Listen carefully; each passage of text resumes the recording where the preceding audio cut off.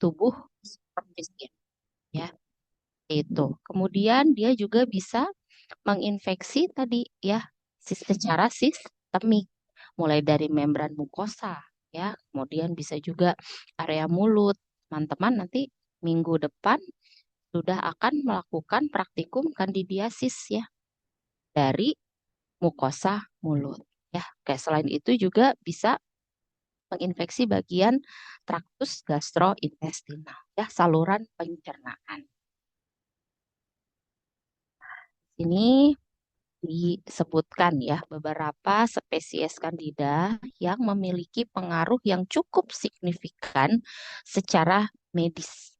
Ya, kayak yang pertama itu Candida albicans ya, kemudian Candida glabrata, Candida parapsilosis, Candida tropicalis, Candida krusei, Candida kefir, Candida guillermondi ya, namanya lebih sulit-sulit lagi ya, dan lain sebagainya gitu ya. Jadi nanti pada saat teman-teman melakukan usan mukosa mulut ya, bisa saja yang tumbuh itu bukan hanya Candida albicans. Ya, sebenarnya Candida albicans ini merupakan flora normal ya. Jadi dalam kondisi normal pun ya kita bisa menemukan Candida albicans ya, biasanya pada selaput mukosa saluran pencernaan ya, saluran pencernaannya sendiri dan juga daerah genitalia pada wanita. Jadi bukan berarti misalnya, oh positif gitu ya, wah ini pasti kandidiasis ya, tidak juga gitu ya. Nah, dia akan menjadi patogen ya kalau ada aspek klinis yang menyertai. Pada dasarnya kan dia flora normal. Ya, misalnya flora normal di mulut, di vagina. Misalnya dihapus ya, atau kita mengambil sampel dari vagina atau mulut, kemudian hasilnya positif gitu ya. Wah, kandidiasis nih gitu ya. Tidak selalu seperti itu. Balik lagi karena dia pada dasarnya adalah flora normal.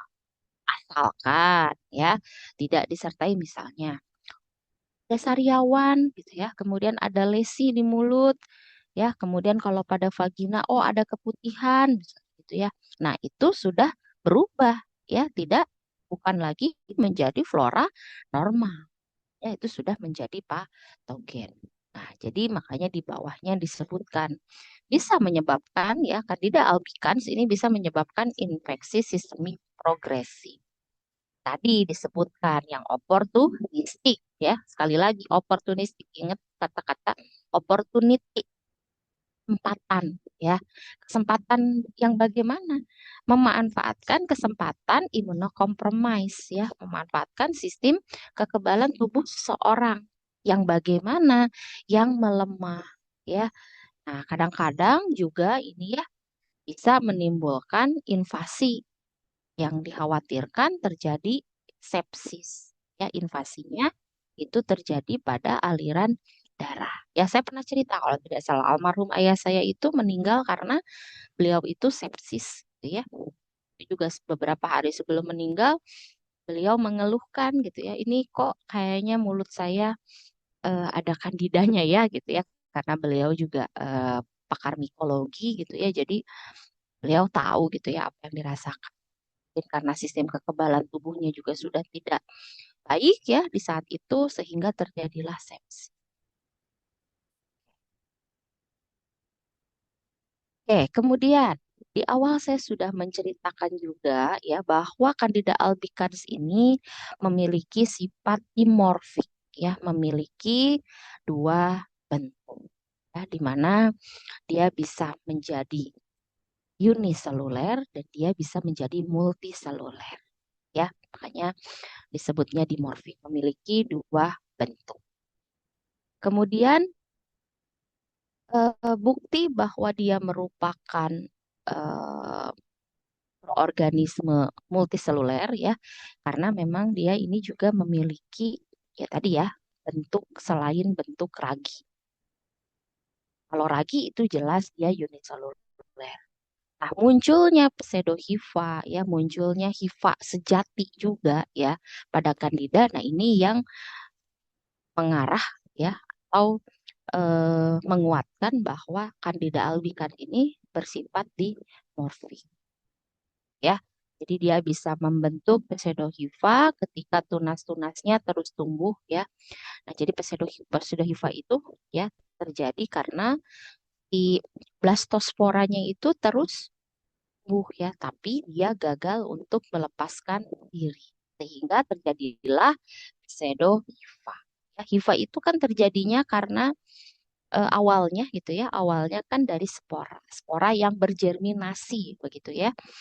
Nah, kandida pun seperti itu, hanya memang ya ini eh, tadinya dia mungkin ingin menjadi uniseluler saja ya, tetapi hifanya terus tumbuh.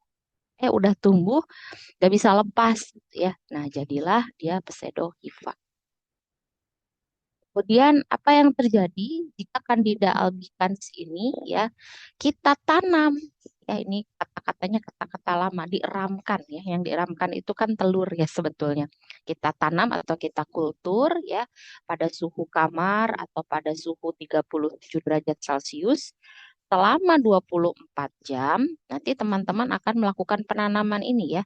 Nah, Candida albicans akan menghasilkan koloni-koloni yang halus, licin, warnanya krem ya, kemudian baunya itu seperti bau ragi ya. Kalau misalnya kalian kemarin praktikum membawa tape atau peyem, baunya kurang lebih seperti itu. Baunya khas seperti bau peyem atau ragi. Kita lihat ya, ini penampakan koloni Candida albicans pada media SDA, ya, Sabarot dextrose agar.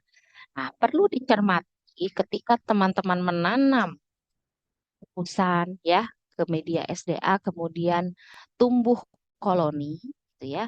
Nah, ini perlu diwaspadai. Kenapa? Tampak dari jauh mungkin sama semuanya.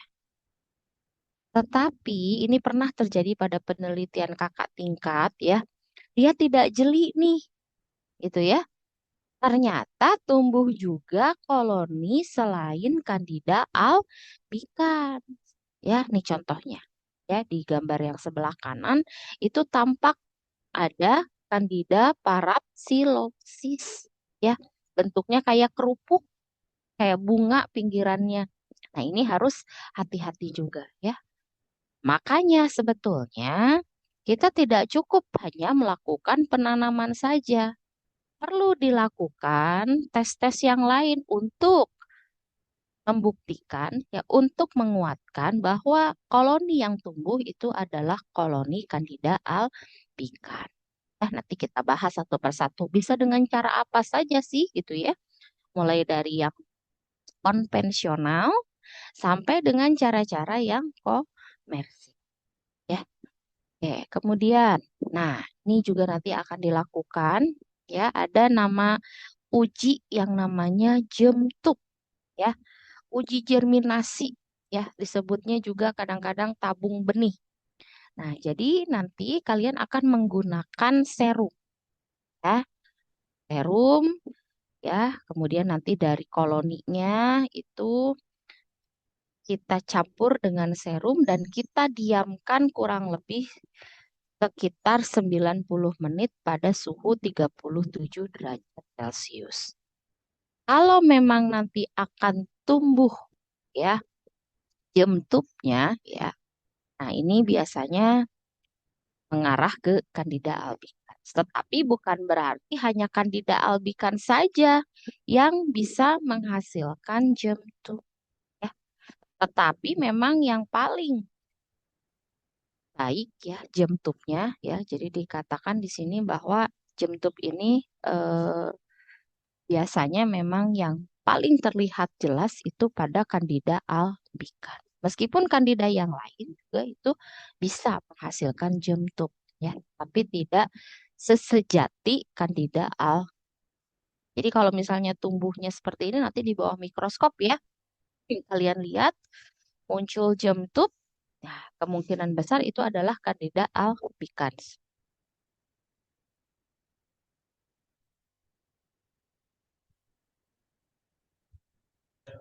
Oke. Nah, berbeda lagi apabila Candida albicans ini ya kita tanam pada media corn meal agar ya. Nah, tetapi kalau pada media yang kekurangan nutrisi ya, biasanya juga ini Candida albicans akan menghasilkan yang namanya Chlamydospora. Ya. Masih ingat apa itu Chlamydospora? Chlamydospora adalah spora aseksual bersel satu yang berdinding tebal. Biasanya dia sangat resisten terhadap keadaan lingkungan yang buruk ya. Jadi sporanya ini terbentuk dari penebalan bagian-bagian tertentu dari suatu hifa ya. Hifanya biasanya hifa somatik gitu ya. Nah, kalau kita mau melihat khusus bisa menggunakan cornmeal agar. Cornmeal agar, jagung, CMA. Ya, tetapi kalau misalnya kita menanam ya tidak harus pada CMA, kemudian CMA-nya butut gitu ya, CMA-nya jelek gitu ya. Dia biasanya akan muncul Chlamydospora. Ya, jadi Chlamydospora itu muncul karena ya keadaan lingkungan yang buruk gitu ya, yang kurang nutrisi. Kalau di gambar ya kelihatan tuh ya ada pseudohifanya, kemudian ada Chlamydospora di mana Chlamydospora ini bisa tumbuh di tengah ya, di bagian tepi atau lateral ya, bahkan misalnya ada dua pseudohifa ya yang bersilangan. Nah, di tengah-tengahnya bisa muncul Chlamydospora ya. Chlamydospora tidak hanya pada Candida albicans saja ya. Kemarin kita bahas juga pada jamur dermatophyta ya seperti Epidermophyton procosum itu juga bisa tumbuh Chlamydospora. Nih ya, contoh Chlamydospora. Ini lebih jelas ya daripada yang tadi karena yang tadi tidak diwarnai, yang ini diwarnai ya. Biasanya yang menggunakan LPCB. Kurang lebih seperti ini. Oke, berikutnya mungkin ini banyak pembahasan tentang kasus-kasus kandidiasis ya. Jadi klasifikasinya sebetulnya banyak ya cara cara pengelompokannya gitu ya. Misalnya, nah pada yang di sini ya di slide ini klasifikasinya berdasarkan dari lokasi ya. Apabila satu nih ya pada selaput lendir ya biasanya pada bagian mulut ya, kemudian dia juga pada bagian vagina ataupun mohon maaf pada alat kelamin pria gitu ya. Kemudian kulit ya. Nah, ini bisa mengakibatkan misalnya biasanya kita temui pada onikomikosis ataupun generalisata. Ini pada kulit ya. Nah, dia juga bisa yang sistemik. Nah, salah satu penyebabnya adalah penggunaan kateter ya, kateter yang dipasang dalam waktu yang lama. Ya, kemudian juga proses pembedahan, penyalahgunaan obat intravena ataupun kerusakan kulit atau saluran cerna. Tadi ya, dari saluran kerusakan mohon maaf, dari kerusakan kulit ini bisa mengakibatkan dia masuk ke aliran darah ya, mana kondisi tersebut biasa kita sebut sebagai sepsis tadi gitu ya. Nah, makanya dia sifatnya adalah intermediate ya karena dia bisa pada kulit ya, kemudian pada selaput lendir ataupun dia sistemik. Jadi dia di tengah-tengah gitu ya posisinya. Oke, nah ini contoh kandidiasis oral ya. Nah, mungkin ini sesuatu yang tidak asing lagi buat teman-teman ya. Kalau kata bahasa Portugalnya mah barusuh gitu ya. Ataupun ada misalnya pada anak-anak nih. Nah, ini ya perlesi nih. Ya, jadi ini waktu saya SD banyak sekali teman-teman saya yang kondisi mulutnya itu bagian pinggirnya ada lesi di bagian sudut mulutnya. Yang lebih aneh lagi, nggak tahu kenapa mereka itu dikasih sama orang tuanya tuh pinggir-pinggirnya tuh gentain violet, ya. Mungkin obatnya mungkin itu ya gitu. Jadi lucu kalau anak-anak SD zaman dulu gitu ya, udah mukanya camerok, dibedakin gitu ya. Kemudian sudut bibirnya tuh warnanya ungu gitu. Saya juga bingung kok saya nggak dikasih seperti itu, tapi saya juga nggak mau ya. Jadi mungkin beda beda kebiasaan gitu ya. Nah, jadi seperti ini ya, ini banyak terjadi pada anak-anak gitu ya. Oke. Mungkin baru ini ya, maksudnya perlesi itu apa sih gitu ya. Ini jadi kondisi ya, sebenarnya kondisi sudut bibir yang mengalami inflamasi peradangan ya sehingga menimbulkan luka gitulah bahasa bahasa simpelnya gitu ya, perlesi. Apa ya bacanya? Bacanya bener perlesi apa perlece? Ya nanti cari tahu ya cara cara membacanya. Oke. Kemudian ini yang sudah tidak asing lagi yaitu candidiasis vulvovaginitis. Ya, ini yang menyebabkan keputihan. Ya, nah jadi bagaimana kalau misalnya sampai vulvovaginitis ya, namanya udah ada itisnya gitu ya. Tis berarti ini udah radang gitu ya. Nah, kalau yang sampai parah gitu ya ini sudah terlihat dari bagian mukosa vaginanya ya. Ada timbul bercak putih kekuningan. Kemudian mohon maaf nih dari liang atau lubang vaginanya akan keluar sekret lendir ya yang awalnya encer sampai menjadi kental ya. Bahkan kalau misalnya dibiarkan ini lendirnya itu bisa terlihat seperti butiran-butiran tepung yang halus ya. Nah, ini sering sekali kita juga terkecoh dengan mohon maaf dengan trichomoniasis ya di parasitologi 2 gitu. Nah, makanya perlu dilakukan pemeriksaan secara laboratorium ya supaya jelas apa nih gitu ya. Tapi mungkin nggak sih Bu gitu ya. Ada orang yang dia trichomoniasis tetapi dia juga kandidiasis. Ya, bisa saja ya. Bisa terjadi dua-duanya. Pernah kok ada yang melakukan penelitian itu pada PSK gitu ya. Itu bisa terjadi dua-duanya. Di satu sisi dia trichomoniasis, di sisi lain juga dia mengalami candidiasis vulvovaginitis. Ya, yang lebih parahnya lagi, pada bagian labia majora dan labia minoranya membengkak ya dengan ada luka-luka kecil ya, ulkus-ulkus nih ya, ulkus-ulkus bukan ulkus ya, ulkus-ulkus ya, berwarna merah. Dan ini bisa menjalar juga sampai ke area lipatan paha, ke selangkangan dan sebagainya. Oke, kemudian tidak hanya pada wanita saja, ada juga kandidiasis balanoptisis ya pada pria nih. Mohon maaf ya, ini biasa terjadi pada pria yang katanya gitu ya. Saya kan juga hanya menuangkan ya dari sumber yang saya baca untuk disampaikan ke teman-teman. Itu katanya pada pria yang tidak dihitan, tidak disunat. Nah, ini dikarenakan karena si gland penisnya ini tertutup terus oleh preputium. Ya, seperti itu. Bagaimana penampakannya? Nah, seperti ada gambar ya. Jadi tampak adanya bercak-bercak eritema dan juga adanya erosi pada bagian kepala penisnya. Kemudian juga sering disertai dengan munculnya nanah. Nah, ini juga harus diagnosis banding tentunya ya. Apakah misalnya tidak hanya diakibatkan oleh infeksi kandida, bisa juga mungkin disebabkan oleh infeksi bakteri misalnya ya, virus misalnya ya. Nah, misalnya pada kondiloma acuminata itu beda lagi ya, itu lebih mengerikan lagi dari candidiasis balanoptisis gitu ya. Nah, ini kalau tidak diobati ini bisa menjalar meluas sampai ke area skrotum ya. Bahkan sampai ke area perineum, ke kulit paha. Rasanya gatal ya dan juga ada disertai dengan rasa panas. Oke, kemudian ini onikomikosis ya. Nah, kemarin waktu saya bahas mengenai onikomikosis di mikosis superficialis non dermatopita gitu ya. Cirinya adalah ketika bagian tangannya ada bagian yang meradang, nah biasanya itu mengarahnya ke kandida ataupun ke bakteri. Nah, jadi dia melukai bagian kulit di sekitar kuku ya.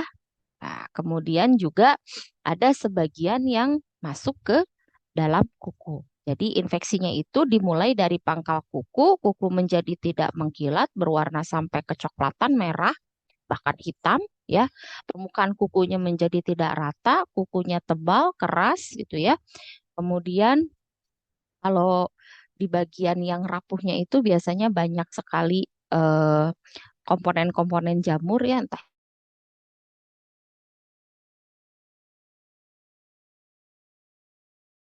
paronikia. Kebalik nulisnya, paronikia. Peradangan pada kulit di sekitar, ya. Jadi pangkal kukunya bengkak, merah gitu, jadi radang dan terasa sakit ya. Ini cenot-cenot rasanya. Tuh ya. Kan saya pernah ya, tapi pernah ada yang mengeluhkan ini. Oke, kemudian nah ini ya. Ini juga masih kandidiasis yang disebut dengan generalisata. Ya, merupakan peradangan hebat pada permukaan kulit yang disertai dengan kemerahan. Ya. Nah, jadi kalau misalnya yang generalisata ini ya, nah ini terjadi globrus ya, benjolan-benjolan pada kulit gitu ya. Nah, ini pada lipatan payudara, kemudian intergluteal, umbilikus ya, daerah sekitar apa namanya? Aduh, kalau bahasa tali pusar tuh apa sih, daerah daerah tali pusar? Bukan eh udal sih namanya ya. Pusar ya, iya pusar itu ya. Ini saya kuliah tuh kanan suami saya, kiri suami saya, kiri anak saya itu ya. Mereka ikut kuliah juga. Ya, kemudian pada bagian mulut ya dan juga bisa timbulnya radang. Ini pada bayi ya, karena memang katanya pada saat ibunya melahirkan ya, ibunya mengalami kandidiasis vaginalis. Jadi itu bisa menular pada bayinya. Oke. Ya, jadi kalau trichomoniasis itu tidak bisa menularkan ke bayi yang baru dilahirkan, berbeda dengan kandidiasis. Nah, kalau kandidiasis itu bisa menularkan ya kalau si ibunya melahirkan dalam kondisi sedang mengalami kandidiasis vulvovaginitis, ya bayinya itu akan tertular, entah itu pada kulitnya, entah itu nanti pada bagian oralnya, seperti itu ya. Oke, berikutnya ini gambaran klinis ya, ini kandidiasis kutis, kandidiasis mukokutan ya, dan juga kandidiasis sistemik ya. Tidak perlu saya bacakan satu-satu, nanti baca sendiri-sendiri saja. Nah, ini gambaran klinis dari kandidiasis mulai dari mulut, kemudian genitalia wanita, kulit, kuku, dan juga saluran pencernaan. Nah, ini ya. Nih. Ini sebetulnya masih ke bagian klasifikasi ya, cuman memang ada sumber-sumber lain yang saya dapatkan. Jadi saya tuangkan di sini untuk teman-teman baca gitu ya, biar makin kaya pengetahuannya. Oke, nah ini juga ya tadi ya. Ini sebenarnya bisa disatukan sih ya, tapi nggak apa-apa lah dipisah juga ya, karena memang saya baca sumber yang berbeda ya. Oke, ini yang tadi kulit ya. Jadi ini gambaran klinisnya. Kurang lebih seperti ini ya. Jadi kalau kandida itu biasanya suka rada-rada basah gitu ya. Beda sama yang dermatofitosis. Yang dermatofitosis itu cenderung kering ya. Tetapi kalau pada kandida itu biasanya basah dan juga biasanya diselingi dengan infeksi sekunder oleh bakteri. Kemudian ini ada stomatitis ya, atau radang yang terjadi pada mukosa mulut ya. Biasanya timbul bercak putih kekuningan yang biasa kita sebut dengan sariawan. Sariawan ya, bukan cari lawan. Kemudian ini faktor pencetusnya ya. Jadi pada dasarnya faktor-faktor pencetus atau predisposisi ya, ini bisa dibagi menjadi dua golongan ya. Jadi oleh kandida dengan sendirinya dia akan memicu ya untuk aktif berkembang biak yang tadinya apa? Yang tadinya itu dia hanya sebagai flora normal ya. Tetapi dia bisa berubah menjadi patogen. Nah, itu biasanya kenapa? Ya karena kondisinya tidak seperti biasanya gitu ya. Banyak faktor pemicunya. Dia dari awalnya flora normal menjadi patogen. Itu ya salah satunya adalah pH. Nah, kemudian Candida menurunkan atau merusak sistem mekanisme pertahanan tubuh dari si hospesnya, baik lokal ataupun sistemik, sehingga memudahkan invasi jaringan ya atau rusaknya jaringan. Nah, itu ya, jadi itu faktor-faktor pencetusnya dibagi menjadi dua golongan, dengan sendirinya atau dengan menurunkan atau merusak sistem kekebalan tubuh. Nah, ini faktor pencetus dari infeksi Candida albicans ya, misalnya karena kehamilan ya. Ini banyak sekali ya orang hamil ya yang mengalami candidiasis vulvovaginitis. penggunaan alat kontrasepsi juga sama ya, ini bisa. Bahkan beberapa tahun yang lalu waktu saya masih menjadi sekarang juga masih ya, waktu saya membimbing ya, itu pernah dilakukan penelitian ya, gambaran kandidiasis pada pengguna KB ya atau alat kontrasepsi. Baik itu yang hormonal ataupun yang non hormonal. Kemudian penyakit diabetes mellitus ya, ini juga pernah dilakukan penelitiannya dan terbukti memang ya bisa menjadi faktor predisposisi. Kemudian penggunaan kateter ya yang dilakukan atau dipasang secara terus menerus ya, bahkan bisa timbul yang namanya biofilm. Pernah dengar istilah biofilm ya? Itu berupa kolonisasi baik itu yang diakibatkan oleh pertumbuhan bakteri ataupun oleh Candida albicans ya, oleh ragi. Kemudian penyalahgunaan narkotika intravena ya, ternyata ini juga bisa. Kemudian juga yang terakhir yaitu pemberian antibiotik karena dia bisa mengubah flora normal bakteri. Dan ini akan mempengaruhi kondisi Candida albicans yang semula dia flora normal menjadi patogen. Ya, itu karena pemberian antibiotik itu bisa mempengaruhi. Oke, jadi kalau menggunakan antibiotik ya itu ada sarannya. Kemudian antibiotik ini juga kan memiliki spektrum yang berbeda. Jadi tidak lagi membeli antibiotik tanpa resep dokter. Ya, meskipun sekarang, Bu, sekarang zamannya canggih, kita nggak usah pergi ke dokter, kita pakai aplikasi Halodoc dan sebagainya. Iya, itu juga kan dokter-dokter juga ya. Bukan berarti tidak berkonsultasi gitu ya. Jangan inisiatif juga. Saya kan udah belajar mikologi sama Bu Lilis, jadi saya mah udah tahu obatnya apa ya. Tidak bisa seperti itu. Jadi kita juga memiliki keterbatasan ya. Oke. Oke, berikutnya ini yang sebetulnya penting ya buat teman-teman, yaitu mengenai pemeriksaan identifikasi kandida di laboratorium. Nah, jadi spesimen untuk pemeriksaan kandida di laboratorium itu bisa menggunakan usapan atau apusan dari lesi superfisial, termasuk apusan mukosa mulut, ya, kemudian darah, kemudian cairan tulang belakang, biopsi jaringan, urin, ya itu juga bisa, eksudat tubuh ataupun bahan dari kateter intravena. Ya, nah biopsi jaringan dan cairan tulang belakang ini harus dilakukan sentrifugasi terlebih dahulu ya, dan spesimen lainnya ini dapat diperiksa dengan pewarnaan gram ya. Pewarnaan gram bisa juga mungkin Bu bisa nggak Bu pakai KOH boleh gitu ya. Tapi biar kita juga bisa langsung mengetahui benar nggak ini sama kandida. Berarti kalau misalnya nggak sama kandida, nah berarti bisa penyebabnya adalah mikroorganisme yang lain ya, yaitu bakteri. Makanya biasanya pewarnaannya itu kita ambil yang pewarnaan gram. Jadi kalau misalnya kandidanya negatif, oke, bakterinya akan terlihat ya. Seperti itu. Kemudian, nah tadi ya KOH, KOH bisa.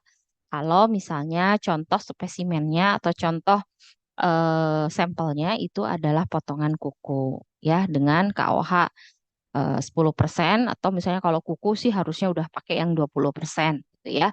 Dan juga bisa menggunakan Calcofluor White atau putih. Kemudian nanti diamati di bawah mikroskop. Nah, ini ya, jadi sebaiknya sediaan yang digunakan pada pemeriksaan langsung, jadi pemeriksaan itu bisa secara langsung, kalau langsung itu harus menggunakan sampel atau spesimen yang segar, ya.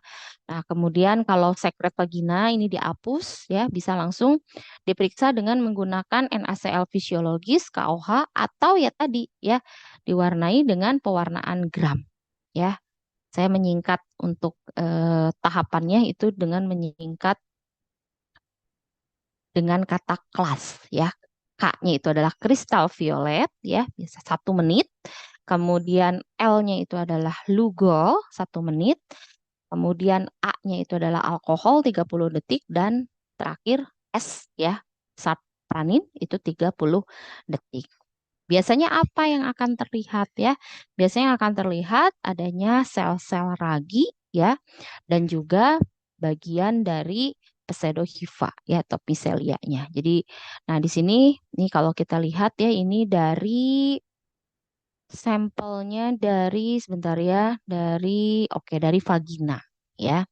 Ini menggunakan KOH, dilihat di bawah mikroskop dengan kekuatan yang memang cukup tinggi ya. Ini perbesarannya 400. Nah, ini terlihat pseudohifa yang bercabang dan juga ada beberapa sel ragi. Bu, nggak jelas, Bu. Ya, karena ini pakai KOH. Kalau mau jelas, berarti harus menggunakan pewarnaan gram. Seperti ini, gitu ya. Pasti kan bilangnya, Bu, yang mana sih, gitu ya. Ya, ini yang panjang-panjang ini, ya. Kemudian ada tampak sel yang bulat, ya. Kemudian ada budding yeast-nya. Ada blastosporanya. Nah, kalau pakai KOH ya kayak gini penampakannya, gitu ya. Makanya jangan pakai KOH. Pakainya pewarnaan gram. Nah, kalau pakai pewarnaan gram akan terlihat apa saja. Pseudohifanya kelihatan. Nah, ini contohnya pada sputum atau dahak ya. Kemudian akan terlihat blastosporanya, akan terlihat sel ragi yang belum tumbuh blastospora ya, atau seperti di sebelahnya. Nah, kurang lebih seperti ini. Ini kalau ada sel epitel ya bisa dari mulut, bisa juga dari vagina ya kalau ada epitel biasanya. Oke, itu untuk yang pemeriksaan langsung ya. Jadi nanti meskipun praktikumnya langsung penanaman gitu ya, tetapi nanti bisa juga dikonfirmasi setelah koloninya tumbuh, kita cek ya, ada tumbuh kandidanya atau tidak. Nah, jadi nanti urutan praktikumnya itu dari mukosa mulut ya, itu dilakukan swab ya, swab apa swab? Swab ya harusnya. Swab ya ditanam pada media PDA. Kalau tidak salah kemarin saya konfirmasi ke Bu Ningrum, Bu pakai PDA, PSDA, pakai PDE ya.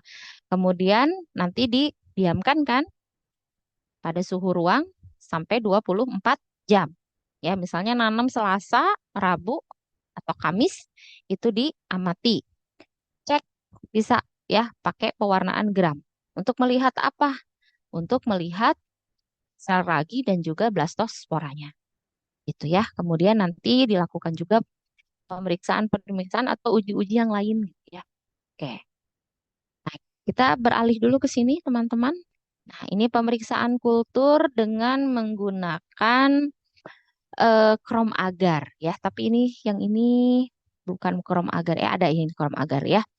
Nah, jadi di sini dikatakan bahwa biakan jamur dari cairan vagina, mungkin nanti kalian pakai mukosa ya, apusan mukosa, ini dilakukan untuk mengkonfirmasi terhadap hasil pemeriksaan mikroskopis yang negatif palsu yang sering ditemukan pada kandidiasis vulvovaginitis kronis ya dan untuk mengidentifikasi spesies non Candida albicans.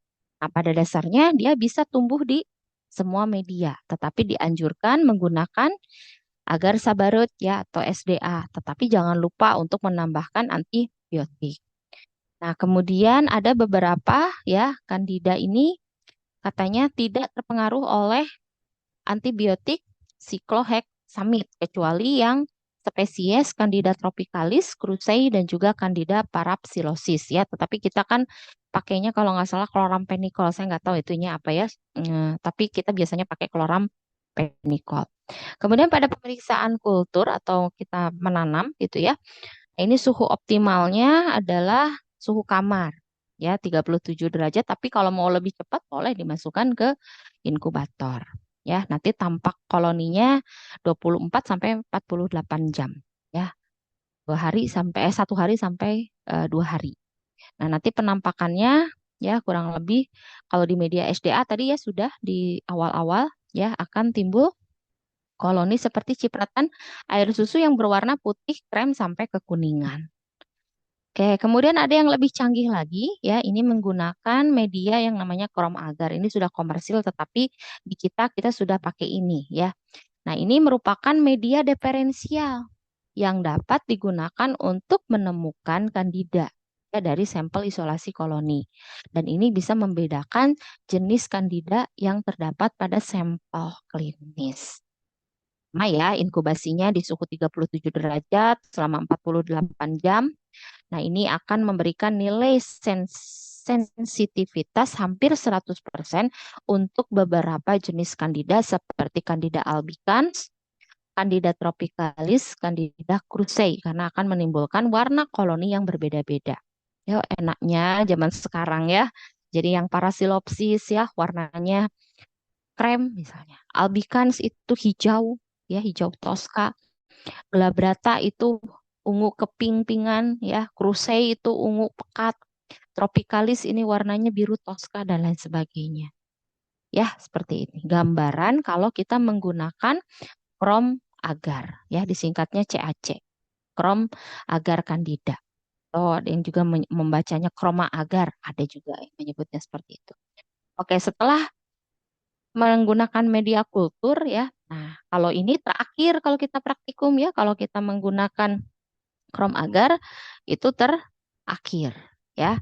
Nah, biasanya nanti setelah dari media SDA atau PDA ya, kemudian tumbuh koloni, nanti dilakukan juga uji biokimia, uji gula-gula untuk mengetahui aktivitas fermentasi dan asimilasi ya, tes fermentasi dan asimilasi karbohidrat.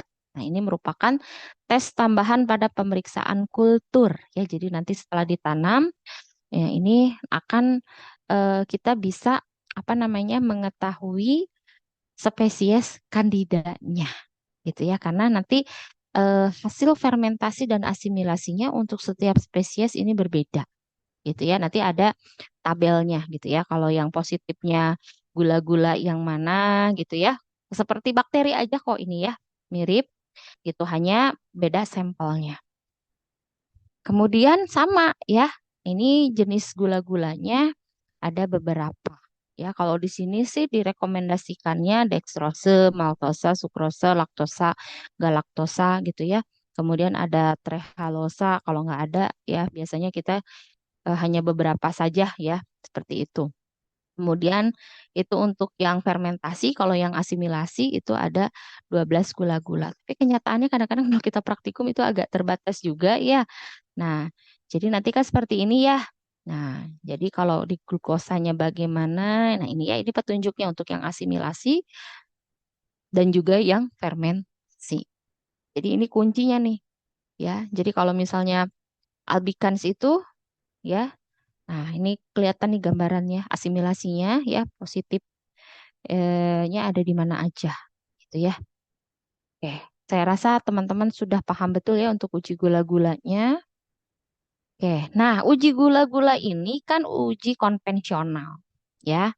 Ada nih sekarang yang lebih canggih bahkan pakai software ya. Mungkin di bakteri sudah diajarkan juga ya, yaitu menggunakan metode API ya.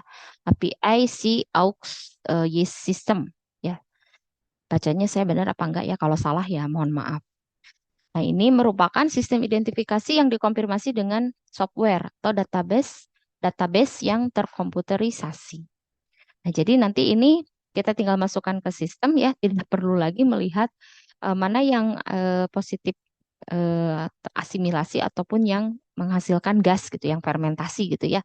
Nah, jadi ini nanti isinya adalah sebuah strip yang mengandung 20 mikrokupuls. 19 diantaranya berisi media kering yang digunakan untuk menentukan profil ragi.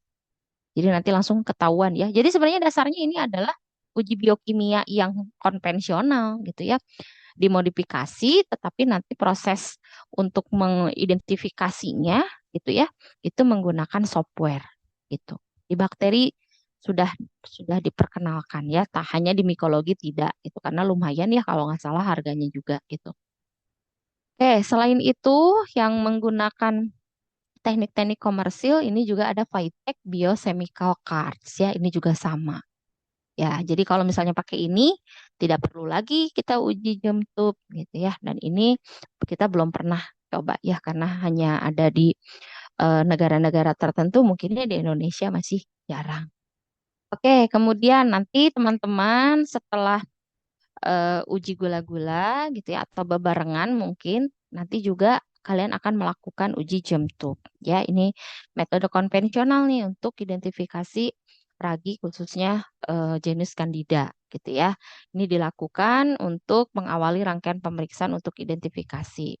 Jadi 75% ya, semua jenis ragi atau yeast ini dapat diidentifikasi berdasarkan uji Gem-tube. Tetapi Gem-tube sejatinya itu hanya dimiliki oleh Candida albicans, sehingga ini bisa kita pakai untuk membedakan Candida albicans dengan kandida-kandida yang lain gitu ya. Nah, jadi nanti penampakannya seperti di gambar atau ketika kita kita inikan dengan serum ya. Nah, akan tampak seperti ini. Ya, jadi nah ini jemtupnya ya, uji germinasi. Oke. Di buku praktikum tenang ya, sudah ada langkah-langkahnya, jadi tidak usah khawatir atau mau buka PPT saya juga boleh. Kemudian, nah ini mungkin yang jarang juga kita lakukan ya, pemeriksaan menggunakan PCR ya. Jadi ini pemeriksaan molekuler ya karena DNA ya. Ini sama juga untuk mengetahui spesies dari Candida. Kerennya apa? Ya, sensitivitas dan spesifitasnya 100% ya dibandingkan dengan kalau kita hanya melihat secara morfologi ataupun uji biokimianya. Oke, kemudian menggunakan tes serologi ya. Ini jadi ini kalau untuk serologi sampai saat ini katanya ya, ini memiliki spesifitas dan juga sensitivitas yang terbatas. Ya, sih prinsipnya gitu ya. Ini untuk melihat beta glukan yang ditemukan di dinding sel jamur sebetulnya, tetapi tidak spesifik untuk kandida. Ya, ini bisa membantu ya dipertimbangkan ya dengan data laboratorium dan data klinis lainnya. Biasanya apa? Biasanya imunodifusi, ya fiksasi komplement, ELISA, kemudian tes aglutinasi lateks, teknik fluorescence antibody, ya radioimunosai, dan juga inhibisi hemaglutinasi. Ya, jarang. Oke, kemudian ada lagi ya, tetapi tidak ada di Indonesia. Jarang ya, ini pemeriksaan komersil yang lain ada yang namanya Candia 5 ya, Rapid Candida Test ya. Nah, ini di kita masih jarang juga. Nah, kemudian ada juga tes-tes sederhana ya, tapi saya juga belum pernah melakukan, hanya saya membaca selintas-selintas saja ya. Candida Speed Test Result ya, tes meludah ya. Meludahnya ke air ya, jangan ngeludahin temennya. Jadi dari ludahnya itu katanya kalau misalnya si ludahnya itu tetap ada di atas gitu ya. Ini menunjukkan biasanya si ludahnya tidak ada lendir yang berlebih ya.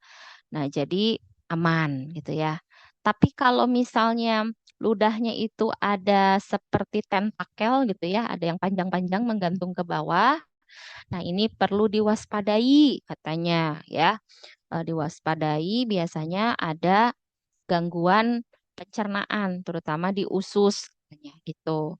Nah, kalau misalnya ternyata si ludahnya ini turun ke bawah, gitu ya, ke dasar, nah ini kemungkinan ada pertumbuhan kandida yang sangat banyak di saluran pencernaan kita, dan kita harus segera mengambil tindakan. Itu ceritanya. Ya, jadi ini tes-tes yang sederhana. Tes-tes yang lain ya nggak usah kurang kerjaan juga, ciduhan diasupkan ke nu gelas, ditinggali cik nu orang tentakelan teu, nu maneh kumaha yang kamu gimana, ya udah aja langsung aja swab ya, swab mukosa mulut ya, sudah jelas ya. Kalau ini kan tes yang mungkin tes sederhana gitu ya, tes iseng-iseng gitu karena saya baca oh ada ya tes meludah gitu. Oh, seperti ini ya. Jadi ada kalau misalnya dia tetap mengambang di atas, kemudian kalau misalnya ada tentakel-tentakelnya, sampai kalau misalnya dia turun ke bawah seperti apa gitu ya. Oke, mungkin itu saja untuk kandidiasis. Ada pertanyaan, silahkan kita diskusi dulu mungkin ya.